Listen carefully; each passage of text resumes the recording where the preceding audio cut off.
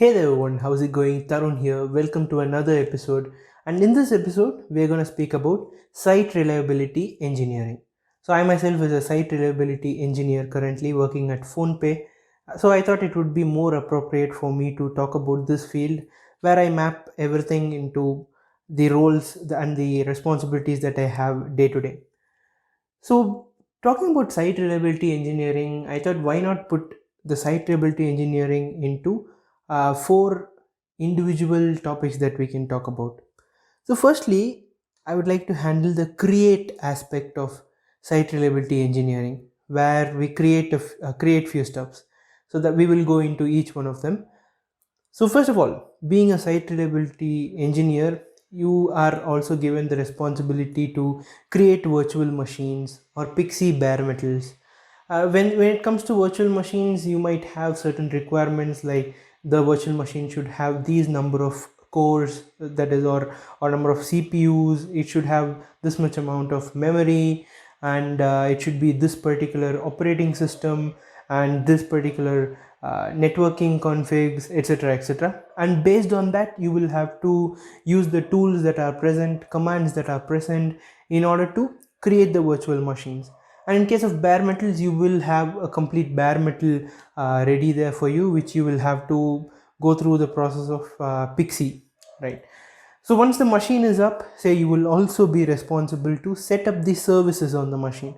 Say for example, we are setting up a database service, or we are setting up a proxy service, we are setting up a message queue service, right? You will have to set up these services. You might have other tools that help you set up these services, but it is you who are setting up the service, right? So that is also a part of site reliability engineering. The next aspect comes to creating optimizations in the infrastructure.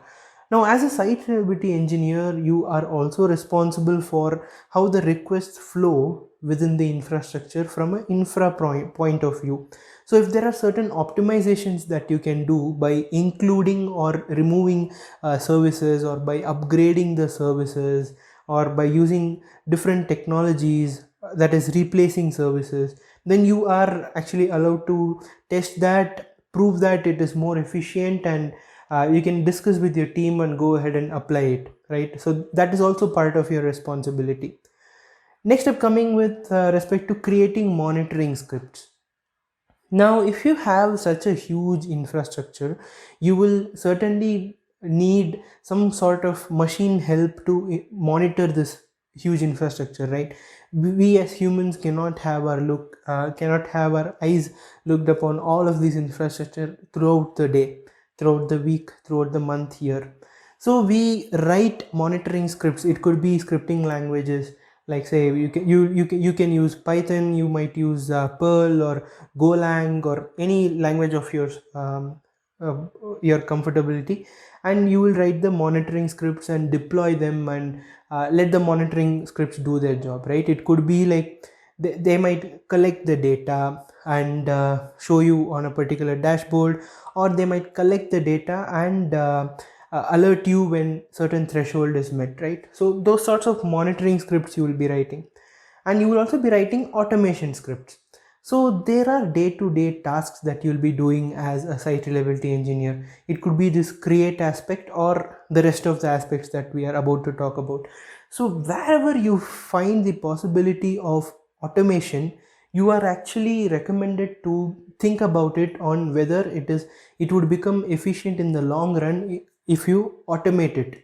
Because see, automation has several benefits. First of all, the most important step is it might save a lot of time, okay? And beyond that, one more pro of automation is it reduces human error, right? When you automate, like say 100 steps, you are drastically bringing down the human error that is possible in all those 100 steps, right? Of course, so time is money, so time and reducing error, what more can you ask for? So SREs are also involved in creating automation scripts. Now the last part in under the create section is to manage users on the machines. So we created the virtual machines, okay? We pixied the bare metals also in the first step that we spoke about. But how do you decide who gets to log in into the machine, who gets to have what privileges on the machine, right? So as an SRE, things might turn out that you should take that decision, and you can even build say technologies around managing users on boxes, how you will distribute the SSH certificates, all those things, right? So these are the create aspects of site reliability engineering. Going over it again, in the create aspect of SRE, create virtual machines, pixie bare metals, set up services, manage users on the machine, create optimizations in infrastructure, create monitoring scripts, write automation scripts, right? These come under the create aspect. Now, let's speak about the monitoring aspect. So we saw about C, which is create, and M, which is for monitor. Now, coming to monitoring part, you can also use monitoring scripts that you would have created, or the scripts that you find somewhere which are efficient and can be used. And you can also use monitoring tools. So you might have an infrastructure where you would have set up things in such a way that you collect the monitoring data, you store it at some place, and you can use some sort of graph tool which pulls data from this storage and plots the graphs in such a way that you will be able to see historical data. So that's where we come in, retain and plotting of historical data. So we do not know when we will need this historical data, right? So for example, you realize that there was say a dip in performance of your application like 3 hours ago. So if you want to check the details of how your application did 3 hours ago, or where the latencies were 3 hours ago, you cannot go and get it in the machine directly, isn't it? So to get those data, you can retain the data and plot the historical data on applications. There are several applications around this. I won't go into those in depth in this particular episode, but I just wanted to bring that up. Then you can also use these monitoring scripts and tools to predict failures. So you can enable some sort of anomaly detection over this data and graph plots, and you can predict failures. In this way, you can actually prevent outages, you can prevent a lot of disasters, right? You can prevent downtime. Next, alert when threshold is breached. Say for example, you have set up disk alert. When a particular disk capacity, or the disk size, sorry, the disk usage, when a particular disk usage exceeds 85% of the total disk capacity, then you want an alert to be received on your any of the Slack or Hangout or your mobile phone or messages or a call, right? Why do we need this? Why can't we just keep looking at the charts? See, if you have 5 to 10 machines, or say 20 to 30 machines, you may be patient enough to look at those charts every day. But what if you handle hundreds and thousands of machines every day? You cannot go and keep checking each and every graph, right? So we need some sort of threshold mechanism which alerts us when this particular threshold is met. This is not only for the disk alerts, but it can also be for say load or memory, or from a service point of view, it can be like say if there are a lot of 500 status code of HTTP, or if there are a lot of 400 status code of HTTP, you might want to be alerted, right? So this is all about alerting when threshold is met. Now, reacting to alerts, troubleshooting and debugging. This also comes under the monitoring aspect. Say you have received this alert. So how will you troubleshoot it? Or how will you debug the code that you have written in order to monitor this particular thing, or in order to do something, right? So reacting to these alerts, troubleshooting, resolving them as soon as possible also comes under the monitoring aspect.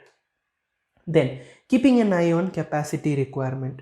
So being a huge infra, right, when there is a sudden increase in the number of users, which is a really good thing, you cannot keep the users waiting until you start provisioning the start provisioning the resources, testing them and making them live, and then your users will come start using it. No, it shouldn't work like that, right?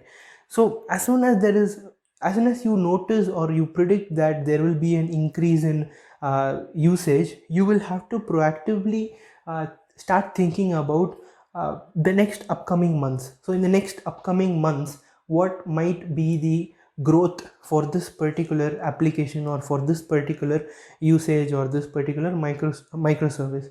So based on that, you will have to look at what are the infra components that this particular service is going to use, and what effect does this growth have on that particular infra component. And based on that, you will have to start creating the machines, you'll have to start setting up services on them, you'll have to plan on how and when you will be scaling up these services, all those sorts of things. So the monitoring aspect of this lies in where you keep an eye on the capacity requirement. So when you see the graphs rising steadily at a particular pace, you can start thinking already on how this would look a month ahead, or how this would look 6 months down the line, and what do we need to do in order to be prepared for. Or say some festival season is coming, or special offer season is coming, or a special holiday season is coming. Whatever type of seasons or whatever type of timelines that affect your business, you need to start thinking from that perspective and start scaling up your infra. So that's the monitoring aspect, where you keep an eye on the capacity requirement. And there is also where you keep an eye on potential failures. Say for example, you have deployed a new version of the application. So the developers usually take care of this. So say the developers have deployed a new version of the application. So chances are that this new version has something that is not compatible with the current setup, or something that might have been missed, right? After all, we are humans and we tend to make at least tiny mistakes, and that is fine, that is totally all right. So the monitoring aspect of this is we keep an eye on potential failures. So after the deployment, we can keep an eye on the graphs that we have, the logs that we have, and we can make sure that things are working fine. Now talking about logs, auditing is also an important part of monitoring. So who logged into the boxes, who's using these services, which application is using the services, and what state of usage is it in. Is it in error state or warning state? What are the errors? All those things come under auditing. So this is the monitoring part. So recapping what we saw under monitoring: use monitoring scripts and tools, react to alerts, troubleshoot or debug, keeping an eye on capacity requirement, keeping an eye on potential failures, and auditing. These are under the monitor aspects. We saw create, which is C, monitor, which is M, and next part of site reliability engineer that we're going to speak about is maintain, which is also M. So under maintain, we scale up the infrastructure. Now we spoke about, under the monitoring aspect, we spoke about keeping an eye on capacity requirement. So you have seen the capacity requirement and you are expecting that the infrastructure needs to be scaled up. So under the maintenance part, you will be setting up the machines and you'll be adding them to rotation in order to scale up the infrastructure. That is the part of maintenance that we are talking about. Next, when talking about scaling up the infrastructure, you might ask, say we have a 10 node cluster, and if we are going to see that there will be more capacity requirement or there will be more usage in the upcoming months, why not just blindly add a 2x of whatever is present? So 2x of whatever is present, say it's currently 10 nodes, why don't we add 10 more nodes and make it 20, right? That might work. Okay, that might be over provisioning or under provisioning, but that might work, right? It looks like a straightforward simple solution. You have 10, add more 10, right? But the thing is, as an SRE, you are also responsible for using the resources wisely, because resources also are money, right? How many number of cores you have, or how many number of how much of gigabytes of RAM you have, or how many bare metals you have. Even if you have a private data center for your company, each and every machine is really valuable, isn't it? So you have to make sure you use the resources wisely. Use only those resources that you will need for your particular service and nothing more than that, because there might be other services which need these particular resources. And when you make sure that you isolate everything and you provide only that resource which is necessary for that application, you will find that you actually save a lot of space, right? Instead of just blindly allocating like say 2x 3x and they becoming underutilized or under provision, or even worse, you just predict that you just need 10 nodes and you add 10 nodes and actual usage is more, and many of them are served 500s is not something that is expected, right? So it is very important to use resources wisely. Now next part of maintenance comes upgrade and update the components. Now say you have a database version of say 1.x and a new version 2.x has come with certain features that are impressive and which the developers also want to use in their application. So updating and upgrading these services are also the responsibilities of the site reliability engineers. So here you will plan on how you can update the version of the database, because since it is a production cluster, you cannot directly go and just stop the service and upgrade it and start it, because remember there will be users who will be using the application in case this is a live application. So you'll have to plan on how you can set up another cluster and how you can switch the data, switch the request from the previous cluster to the new cluster, and how you can make sure that no one is using the old cluster, and how you can slowly and gracefully decommission it. And all of these will come under upgrade and updating the components. This component can be anything. It could be the operating system itself. Say you have Ubuntu Xenial and you want to upgrade it to Ubuntu Focal. How will you make sure that there is no data loss in the migration process? All those things comes. Speaking about upgrading and updating the components, the most important point here is to communicate. So under the maintenance part, I've also added communication, where you need to communicate with all sorts of stakeholders in order to maintain your systems.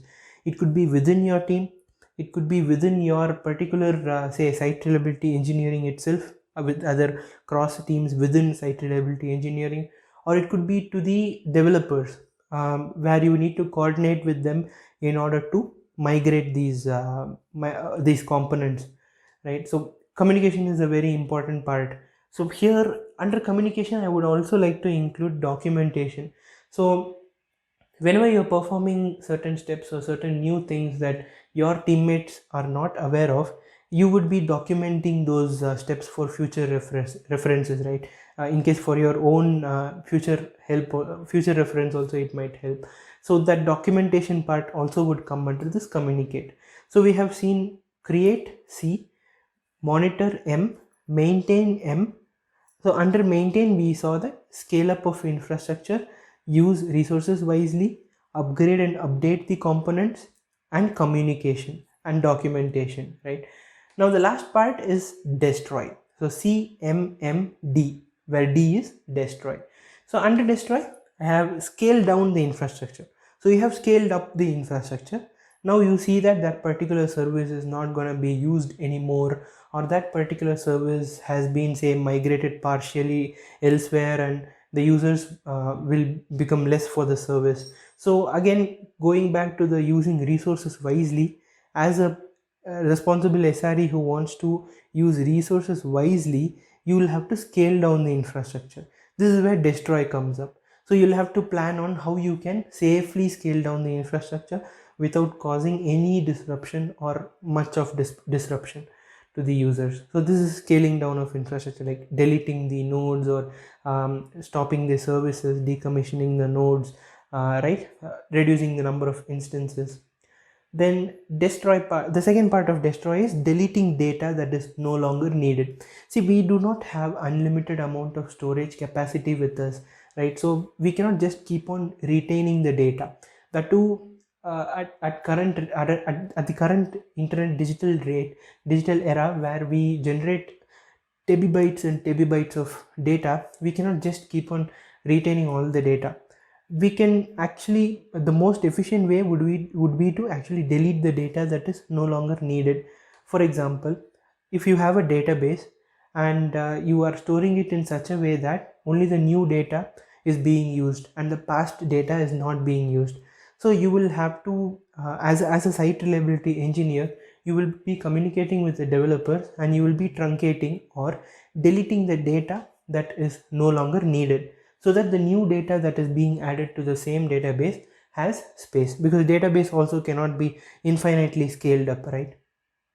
Which is not easy actually. So the next part of deleting data that is no longer needed are logs and cache. So you also generate a lot of logs. Like if you have a Linux server, for everything it does a logging, right? Even when right from the time when the user logs in, to the background processes, to the services that run, etc., right? To the monitoring daemons that run, all of them generate logs. So where do you ship these logs, and uh, how do you maintain these logs, right? So here comes the deleting part of site reliability engineering. And next, the cache also. So the unwanted cache data also you can delete and remove. And another part of deleting is the expired certs. So as a part of secure infra, you will have certificates, the TLS certificates, that will be used in order to connect securely between components or from outside internet world to your infra. If the certs are expired, of course you don't need to retain them, so you can keep on purging the expired certs. And the last part of destroy that I want to speak about is decommissioning services and machines. So naturally, when the complete service or machine is not required, because you would have migrated from this particular set of cluster to the new cluster, so this wouldn't be needed, right? So here comes the destroy aspect, where you destroy it and you claim back the resources. So that is really important. And also I would also like to mention one thing about backups. So as a site reliability engineer, you'll have to make sure that there is always backup and high availability present in your infrastructure, because we do not know, let's say we have to always be prepared for the worst situation. We of course do not hope for the worst situation ever, but we should always be prepared for that worst situation. So with that front, you'll have to make sure that your data is backed up, your databases are on high availability, or any of your component is present on high availability. You will always have to think about, what if this thing goes down, what would be the impact on my infrastructure? That is a good way of thinking when it comes to site reliability engineering front. So this is all I wanted to convey about in this episode. I've covered pretty much everything about SRE that I myself have realized all these days, where it is CMMD: create, monitor, maintain, destroy. We can even call this the SRE life cycle, right? Create, monitor, maintain, and destroy. CMMD. Awesome. If you are here for this long time, I hope you enjoyed this episode. See you guys in the next episode. Thank you so much for tuning in. Thank you. Bye.